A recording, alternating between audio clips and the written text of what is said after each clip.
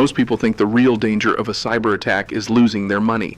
Yet the threat that matters is far quieter, because the next major attack will not drain your account. It will disconnect you from it.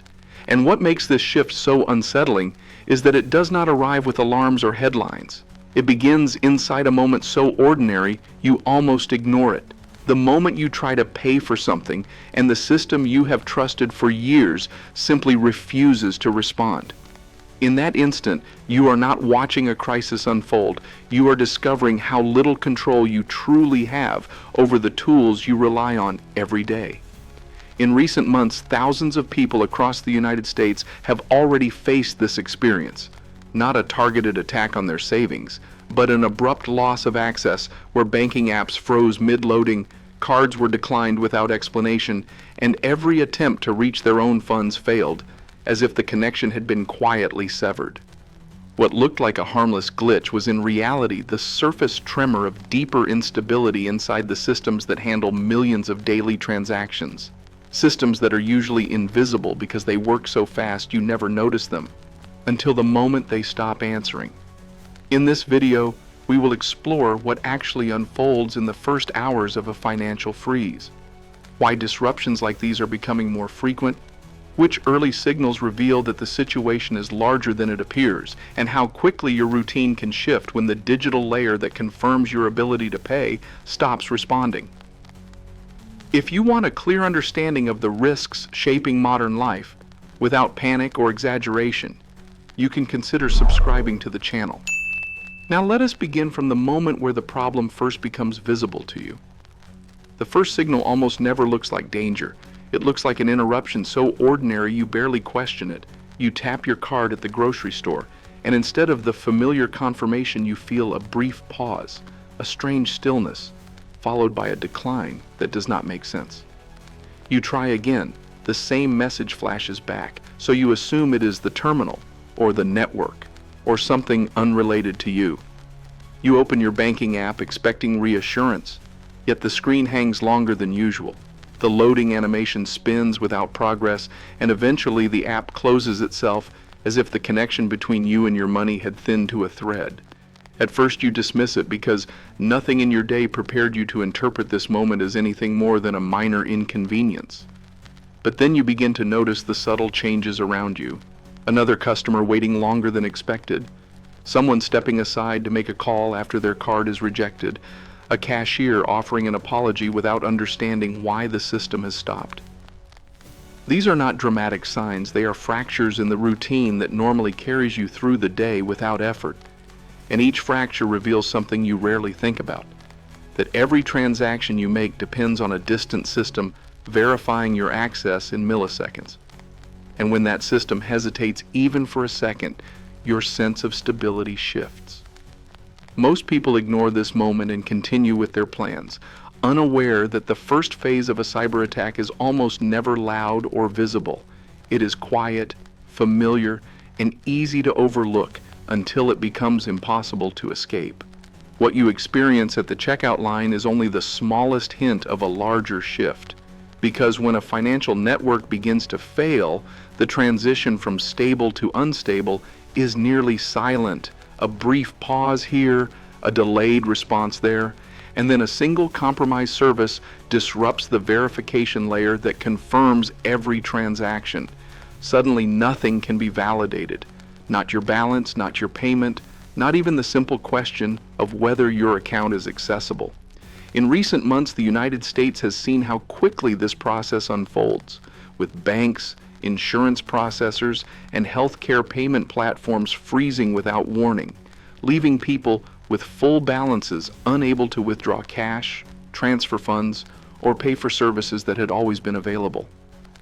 Nothing was stolen, yet everything was unreachable, because the system that validates access had stopped answering the requests sent to it. A freeze like this does not remove your money. It removes your link to it, turning the idea of ownership into something the network can no longer verify. And when a system built to support millions of transactions stalls, the failure does not stay where it began. It spreads outward into every routine that depends on it, moving through a city before anyone has the chance to understand what is happening. Once the system disconnects you from your money, the impact moves through your day faster than you expect, because the failure you first noticed at a checkout counter begins to appear in places where you never think about the possibility of interruption. The gas station where every card you try is rejected without explanation. The grocery store where digital payments slow until the line stops advancing. The pharmacy where the system cannot process even the simplest purchase for essential medication. Each of these moments feels separate, yet they are all threads of the same event, the same invisible failure spreading through a city that depends on instant verification for nearly every function of modern life. With each passing hour, your routine bends further out of shape. A short errand becomes a negotiation. A quick drive becomes a question of whether fuel is even available, and the calm assumption that basic services will respond begins to fade. Small frustrations accumulate into a quiet realization that something deeper is wrong, and by the end of the day, transportation, food, medicine, and every plan you thought was fixed has shifted. Not because the resources themselves have disappeared, but because the mechanism that connects you to them has gone silent. This is not a theoretical scenario. It is a sequence that several American cities have already lived through, revealing how quickly stability turns fragile when the confirmation of a payment is no longer guaranteed. In the past year, the United States has seen what a real financial freeze looks like when it moves through institutions rather than individual devices, because regional banks have suffered sudden outages that left customers unable to withdraw or transfer funds. Healthcare networks have been shut down by intrusions that blocked payment systems across multiple states, and cities like St. Paul have witnessed how a single breach can disrupt municipal services and limit access for thousands of residents in a single afternoon. On the surface, these incidents appear unrelated, a malfunction here, a shutdown there, yet the pattern beneath them is identical. A targeted disruption at a critical point in the digital infrastructure creates a cascade no individual can repair and no organization can contain quickly enough. These events do not reveal a series of accidents.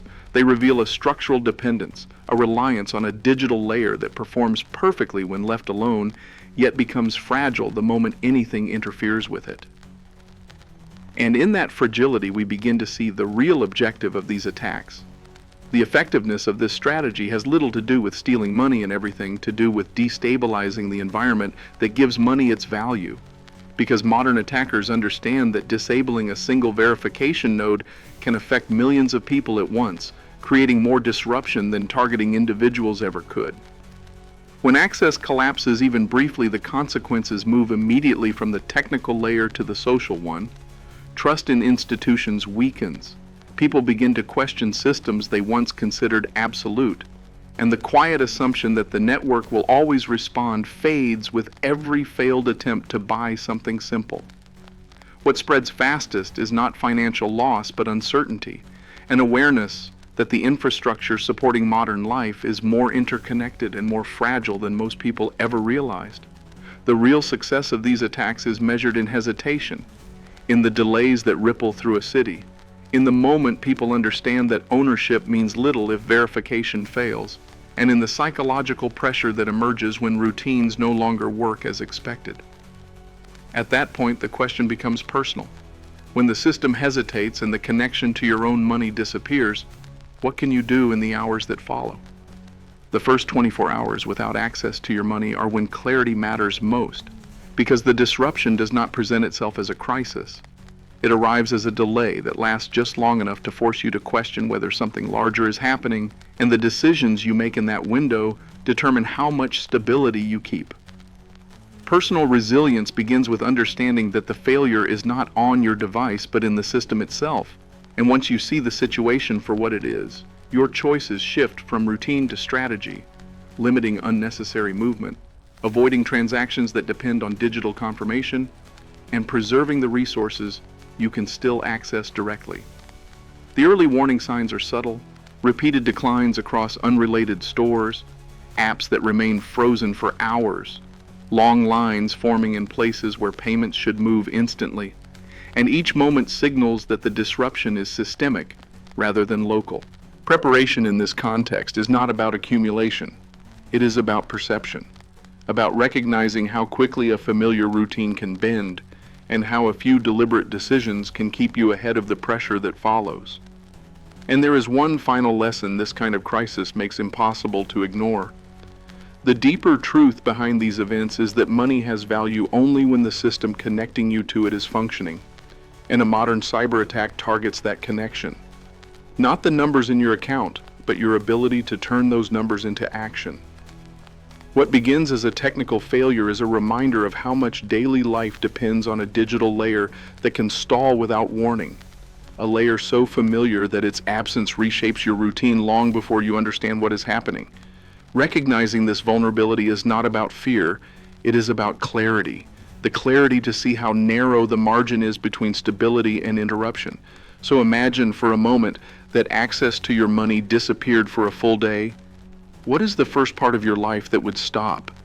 The moment that would force you to change your plans? Your answer reveals more about your resilience than any stockpile ever could.